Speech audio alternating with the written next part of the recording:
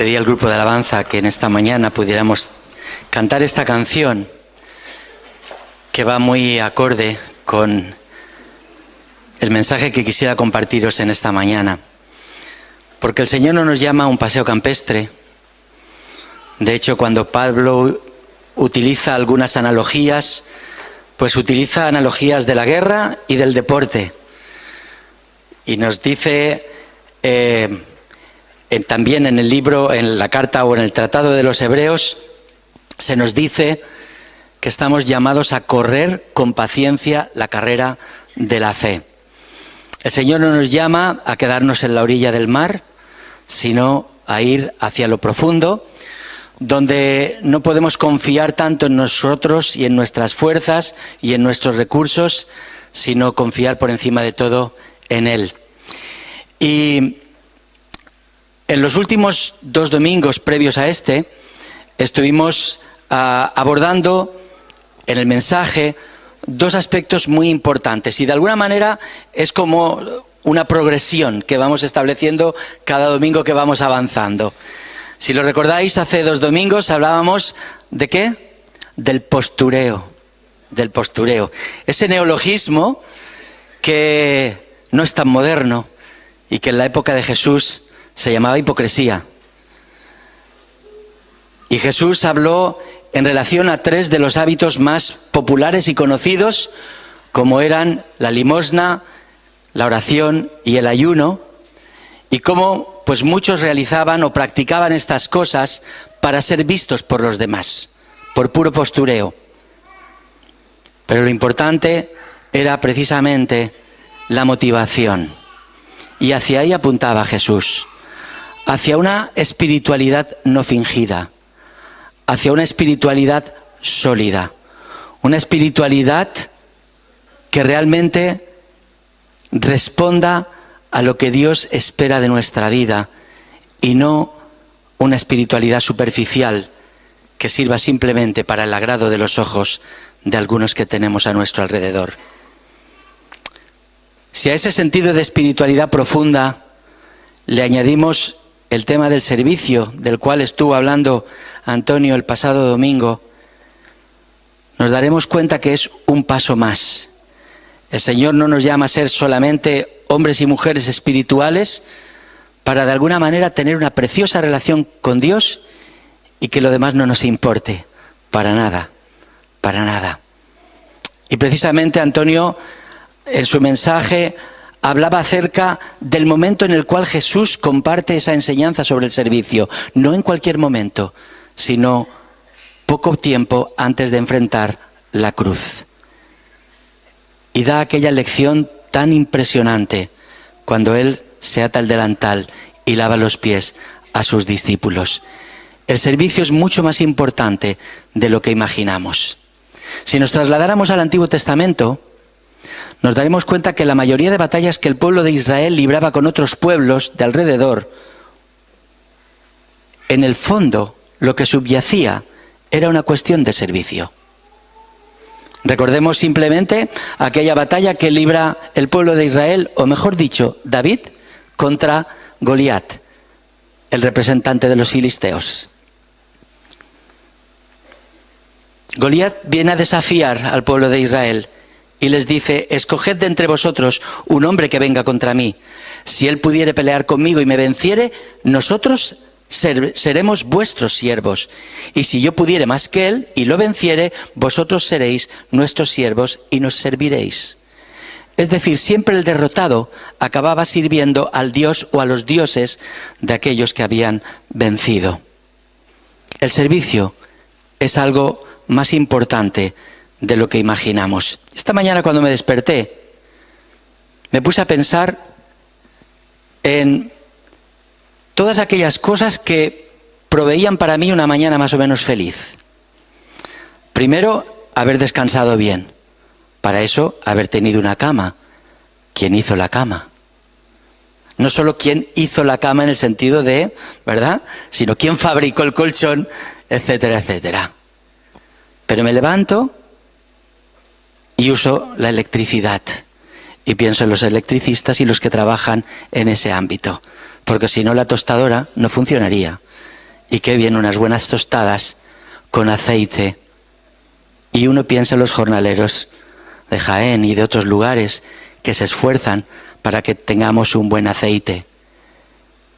Y empiezas a pensar en todas aquellas cosas que de alguna manera te van ayudando a enfrentar el día con alegría y con gozo.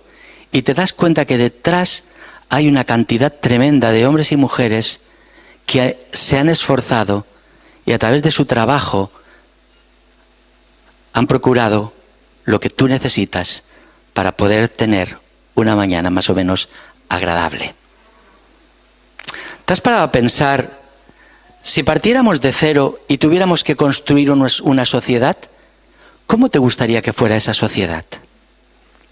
¿Lo has pensado?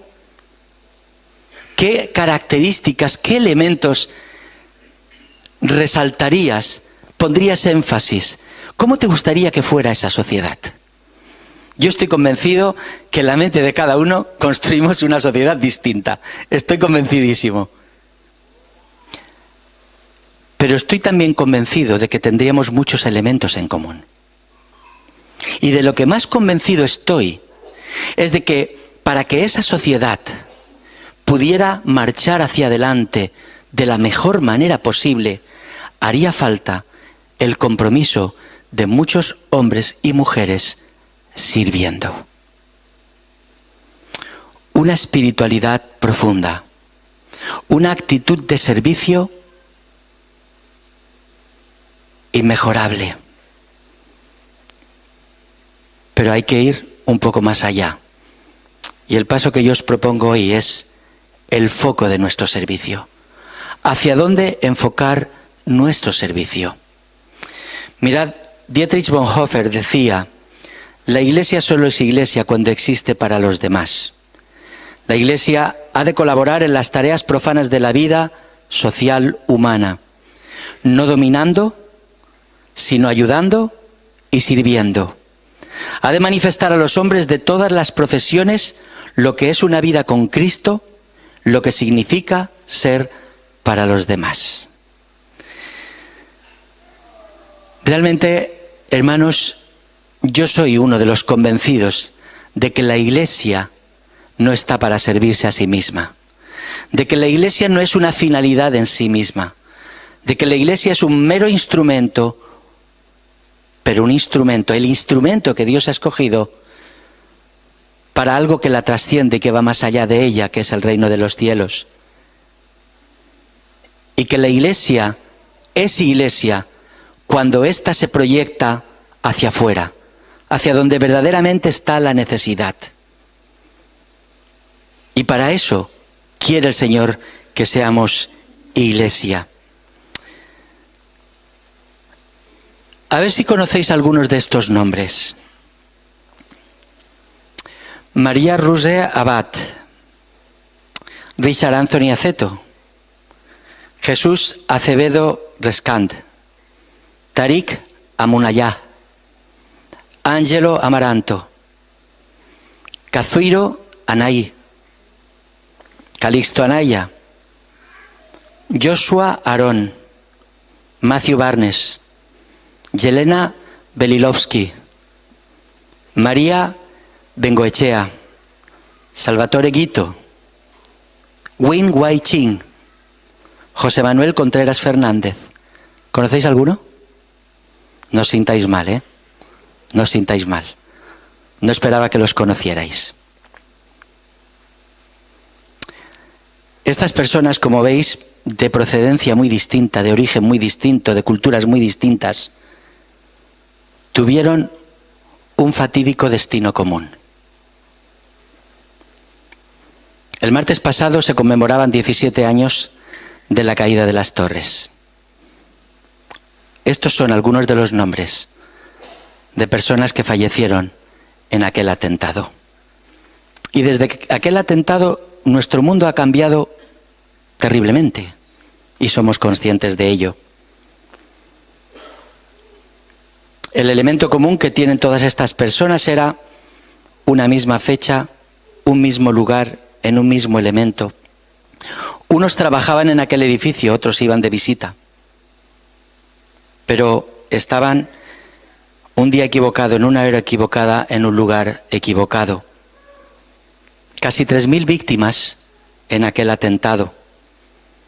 En aquel día habían unas 16.000 personas en las torres. El rápido desalojo hizo que muchas personas se salvaran, pero casi 3.000 fallecieron. Piensa por un momento, como yo pensé en su día. ¿Y si tú hubieras estado allí? ¿Qué habría supuesto para todo tu entorno, para toda tu familia? ¿Qué habría supuesto si uno de nuestros hermanos de aquí hubiera estado allí en las torres? Toda la iglesia se habría sentido conmovida por la cercanía, por la proximidad. Pero hay otras realidades, hermanos. En lo que llevamos de los más de 7 años de guerra en Siria, hay más de 511.000 fallecidos a causa de esta guerra. Y millones huyendo no solo de la guerra, sino de la hambruna, de realidades donde uno no puede sobrevivir y que se convierten de la noche a la mañana en migrantes y van de aquí para allá. Miles de ahogados en las aguas del Mediterráneo. Millones, como digo, deambulando, intentando encontrar un lugar refugio. Una de aquellas ciudades refugio de las que se nos habla en el Antiguo Testamento. Vuelve a preguntarte, ¿y si yo hubiera nacido en Siria? ¿Y si yo hubiera sido una de esas personas que, ajeno a la guerra, sin color político o sin decantarme por un bando u otro, simplemente por el mero hecho de haber nacido allí, me hubiera pillado la guerra de lleno? ¿Cuántas realidades tenemos en nuestro mismo mundo? Hay realidades preciosas y realidades terribles en el mismo mundo. Una realidad más, la India. En la India hay miles y miles de creyentes como nosotros, que son perseguidos, que son encarcelados, que son apaleados a causa de su fe. Mirad, no he escogido estos lugares por azar. Hace un par de años, en el 2016, estuve en una cumbre, se llamaba City to City, ciudad a ciudad, en la que se hacía un panel de reflexión sobre el papel de la Iglesia en las ciudades en las que Dios nos ha puesto. Y aquel encuentro, aquella cumbre se celebraba en Nueva York. Y en uno de los ratos libres, pues salimos a ver, cómo no, la zona cero. Y en aquel lugar donde yo años atrás había estado subiendo por aquellas torres, hoy hay 2 grandes agujeros que marcan el perímetro de aquellas torres. Y en todo ese perímetro están escritos todos los nombres de los fallecidos. Nueva York es como un mundo en miniatura. Nueva York es una ciudad cosmopolita donde hay gentes de todas las procedencias, de todos los lugares. Es como nuestro mundo y conviven día a día. Pero allí tuvo lugar aquel fatídico atentado. Os hablaba de Siria. En aquel encuentro escuché a una mujer nacida en Homs, en Siria. Ella trabaja en Dubái y ha visitado numerosos campos de refugio. Y dice que muchos creyentes, cuando hablan con ella, le preguntan, ¿y dónde está la iglesia? Curiosamente, no se interesan por las autoridades, no se interesan por los que están en los gobiernos. Lo que esperan es la acción de la iglesia.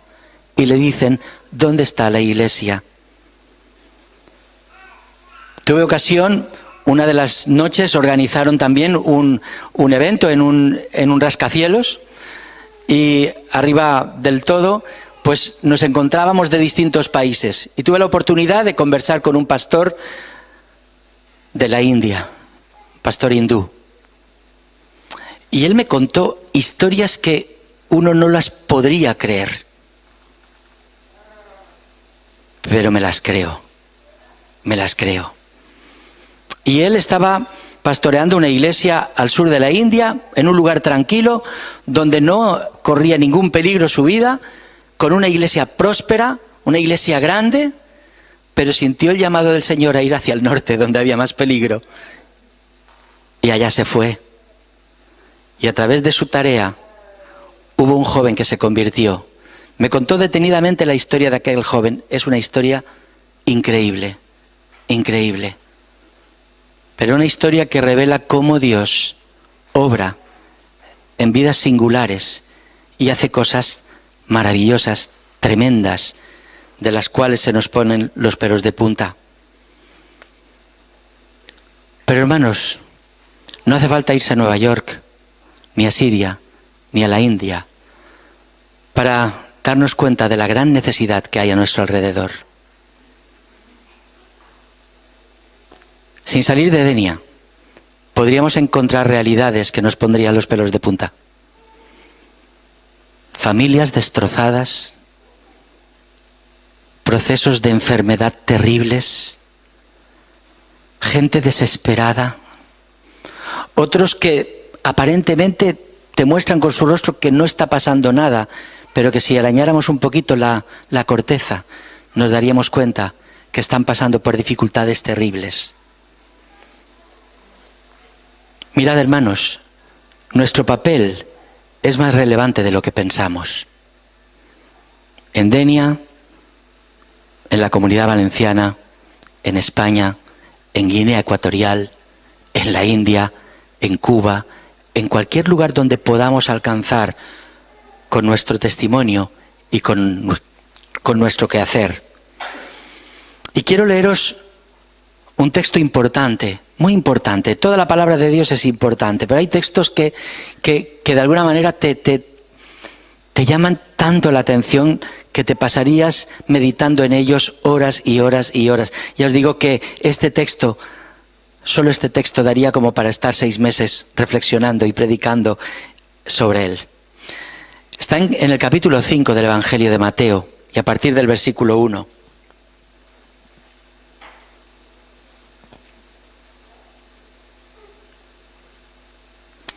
Y dice así este texto de la palabra: viendo la multitud, subió al monte y se sentó.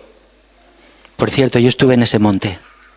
Y uno se puede imaginar a Jesús en aquel lugar, abriendo su boca y enseñándoles estas cosas. Se le acercaron sus discípulos y él, abriendo su boca, les enseñaba diciendo: bienaventurados los pobres en espíritu, porque de ellos es el reino de los cielos. Bienaventurados los que lloran, porque recibirán consolación. Bienaventurados los mansos, porque recibirán la tierra por heredad. Bienaventurados los que tienen hambre y sed de justicia, porque serán saciados. Bienaventurados los misericordiosos, porque alcanzarán misericordia. Bienaventurados los de limpio corazón, porque verán a Dios. Bienaventurados los pacificadores, porque serán llamados hijos de Dios. Bienaventurados los que padecen persecución por causa de la justicia, porque de ellos es el reino de los cielos. Bienaventurados seréis cuando por mi causa os insulten, os persigan y digan toda clase de mal contra vosotros mintiendo. Gozaos y alegraos, porque vuestra recompensa es grande en los cielos, pues así persiguieron a los profetas que vinieron antes de vosotros. Vosotros sois la sal de la tierra. Pero si la sal pierde su sabor, ¿con qué será salada? No sirve más para nada, sino para ser echada fuera y pisoteada por los hombres. Vosotros sois la sal, la luz del mundo. Una ciudad asentada sobre un monte no se puede esconder, ni se enciende una luz y se pone debajo de una vasija, sino sobre el candelero, para que alumbre a todos los que están en casa. Así alumbre vuestra luz delante de los hombres, para que vean vuestras buenas obras y glorifiquen a vuestro Padre que está en los cielos. Como digo, este texto, hermanos, sería para pasarnos semanas y semanas meditando en él. Pero aunque sea tocarlo muy por encima, hermanos, pensemos en lo que Jesús está transmitiendo a sus discípulos y a aquellas multitudes que le seguían. Jesús está compartiendo su código ético. Jesús está hablando de quiénes son los verdaderamente felices. Porque en nuestra sociedad el feliz es otro. Es otro. Pero desde la perspectiva de Jesús, los bienaventurados, los felices, son aquellos que Él menciona. Pero fijaos, no son felices o bienaventurados porque sean pobres en espíritu, sino porque el reconocimiento de esa pobreza espiritual les hace buscar a Dios. Y por lo tanto, para ellos es el reino de los cielos, porque logran encontrarlo. No se es bienaventurado por llorar, sino porque los que lloran recibirán consolación.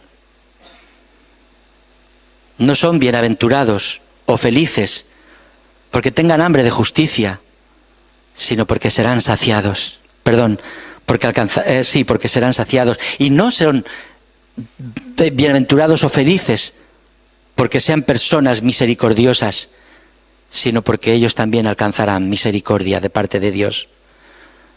No se es bienaventurado por tener un corazón limpio, sino porque el corazón limpio te permite ver a Dios. No se es bienaventurado por ser pacificador, sino porque esto te da el título de ser reconocido como hijo de Dios. No se es bienaventurado porque a uno le persigan, sino porque de los tales es el reino de los cielos. Porque a todos les aguarda un galardón en los cielos. Pero personalmente percibo detrás de cada una de estas bienaventuranzas, hermanos, el papel y la acción de la Iglesia. La Iglesia está llamada a reaccionar ante la autosuficiencia del hombre, del ser humano. La Iglesia está llamada a reaccionar ante la falta de justicia. La Iglesia está llamada a consolar a aquellos que están llorando, a acercar la misericordia de Dios donde hay falta de misericordia, a promover la justicia que nos hace ver que todos procedemos del mismo Dios y que estas injusticias que se generan porque unos tienen más y otros tienen menos, porque hermanos, muchas veces se nos habla, y hago un paréntesis en esto, muchas veces se nos habla, no, es que el problema de la inmigración, no, el problema no es que vengan de otros países, aquí vienen de muchos países y les reciben con los brazos abiertos. ¿Cuál es la diferencia? Que unos vienen con dinero y otros no. Pero hemos creado un mundo totalmente desequilibrado, donde unos pocos acumulan una cantidad de dinero que jamás van a agotar y otros apenas tienen lo mínimo para sobrevivir. Y la Iglesia está llamada a tener un corazón limpio que combata con toda la hipocresía que encontramos a nuestro alrededor. La Iglesia está llamada a promover la paz y a no ir sembrando conflictos de guerra por ahí por donde vaya. Aunque el hecho de acometer todas estas cosas nos ponga en el punto de mira y por ello seamos perseguidos. Si somos perseguidos por ello, el Señor nos dice, sois bienaventurados. Porque es una causa que merece la pena. Como digo, hermanos, como Iglesia estamos llamados a reaccionar. Y me lo confirman las palabras de Jesús que le suceden a estas bienaventuranzas. Porque detrás de ellas, Jesús dice, vosotros sois la sal del mundo. Y para entender esto nos tendríamos que trasladar a su época, porque hoy la sal apenas tiene un valor culinario y poco más. Pero sabemos que en la época de Jesús era algo muy valioso. De hecho, la palabra salario procede de sal, porque se pagaba con sal el servicio y el trabajo de algunos. Porque la sal ayudaba a frenar la descomposición de los alimentos, además de darle sabor a la comida. Tiene una acción importante. Y el Señor nos compara esa sal. llamados un poco a frenar la descomposición y tratar de extender ese reino de justicia, de amor, de misericordia, de paz. Dice, vosotros sois la luz del mundo. La luz disipa las tinieblas y pone en evidencia la injusticia. Da a conocer todo lo oculto y dañino del ser humano. Sal y luz. Ambos elementos tienen un potencial en sí mismo. Pero ¿sabéis? Como dice, la sal, si se desala, no sirve más para nada. Y la luz, si se esconde debajo de una vasija, no tiene la más mínima importancia. Así la Iglesia tiene que pensar en su papel. Tener sal como Iglesia es realmente ser una Iglesia auténtica, no de escaparate. Algunos piensan que la Iglesia es como una especie de club de espectáculo, que está para celebrar un culto muy vistoso los domingos, tener los mejores músicos si se puede, y hasta el domingo que viene. Pero eso no es. Eso es una caricatura de lo que debe ser la Iglesia. La parte importante empieza el lunes, donde cada uno, a través de nuestro trabajo, de nuestra actitud, de la manera en que encarnamos la espiritualidad que Jesús nos enseña, de la manera en que encarnamos las bienaventuranzas que nos ha compartido, en la manera en que lo hacemos, estamos siendo sal y estamos siendo luz. Ahí está el verdadero desafío, hermanos. Mirad, la Iglesia está llamada a jugar un papel disruptivo en nuestra sociedad, en las ciudades en las cuales Dios nos ha puesto. En aquel encuentro de hace un par de años pude ver cosas que me sorprendieron muchísimo y gratamente. Iglesias con un potencial creativo tremendo que con su acción estaban permeando algunos de los aspectos de la vida de la ciudad. No a través de actitudes impositivas, sino de actitudes y acciones que inspiraban y bendecían a la propia ciudad.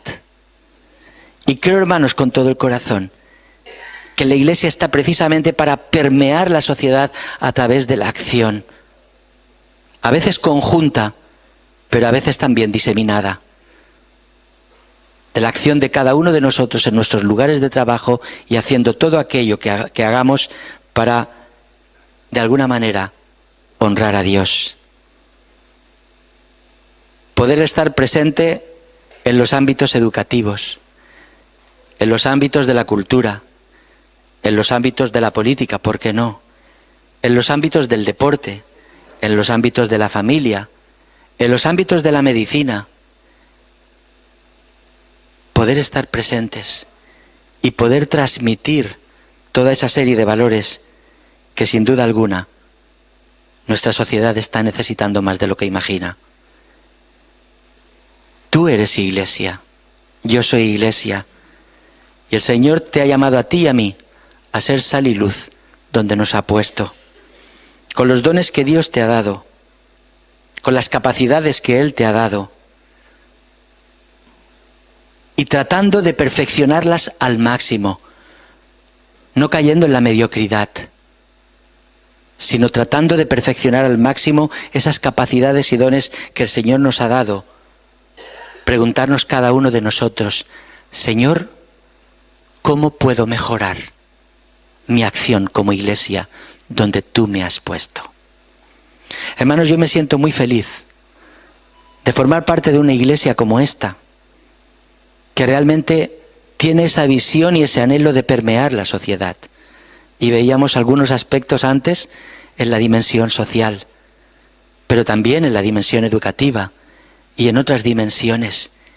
Y hermanos, hacia ahí, en esa dirección, hemos de proyectarnos más y más cada día. Me gustaría que cada uno personalmente le pudiéramos pedir al Señor luz sobre las posibilidades que ha puesto en nuestras manos para que podamos desarrollarlas y desde el compromiso poder ser esa sal y esa luz que el Señor espera de nosotros. Vuelvo un poco al principio del mensaje. ¿Recordáis cuando hablaba del desayuno de la mañana perfecta?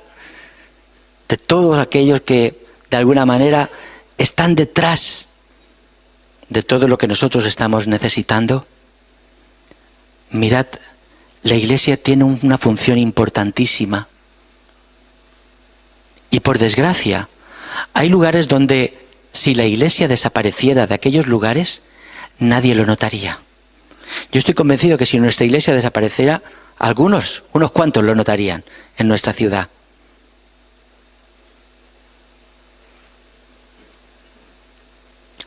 Somos conscientes de en qué momento estamos, ¿verdad?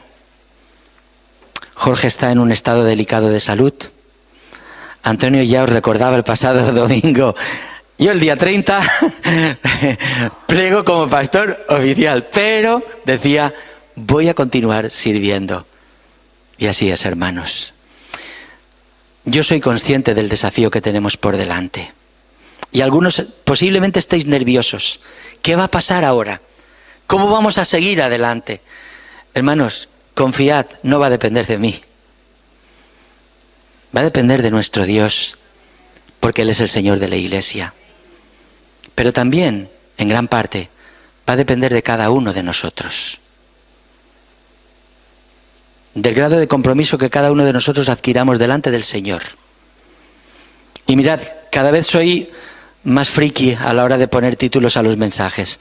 Os voy a enseñar el título del mensaje de esta semana.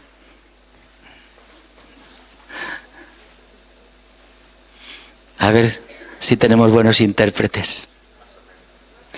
Dice más o menos. Bueno, pues no es más o menos. No es más o menos.